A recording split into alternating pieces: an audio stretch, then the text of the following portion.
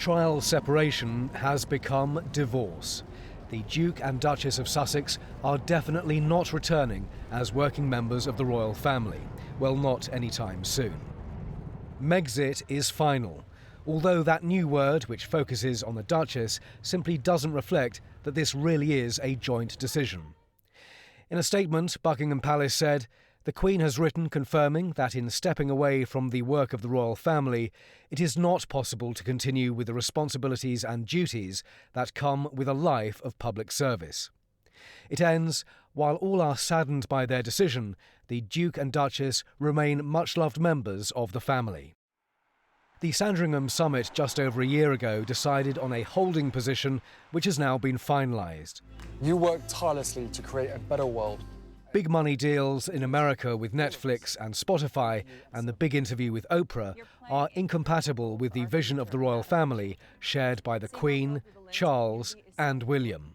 It's been very clear that because Harry and Meghan were not going to come back to any kind of working duties, it was always going to be impossible for them to have a half-in, half-out approach. And that was made very clear by the Queen last year. I mean, the year-long cooling period was not really for the Queen to change her mind.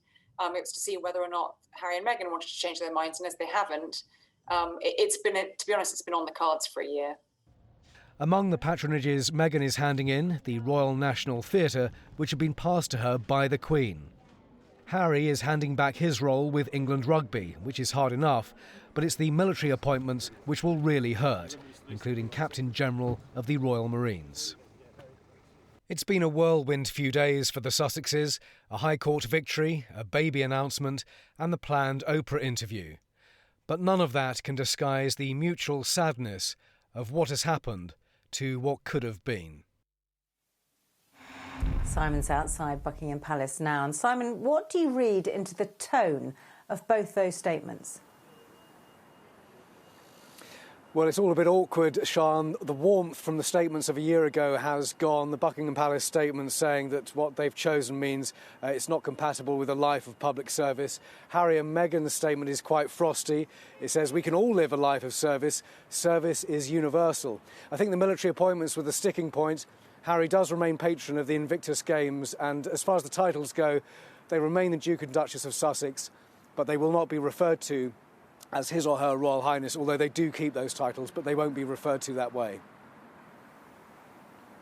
Buckingham Palace said the decision was taken following conversations with the Duke. He, of course, is still in hospital. Do we know how he is? Well, I'm told he's still in good spirits, Sian, but he is going to remain in hospital over the weekend for observation and rest. I'm told his doctor is acting with an abundance of caution, so he will stay in hospital. It is a concern, of course, but I don't sense any alarm. The Queen is being kept informed, and she remains at Windsor Castle.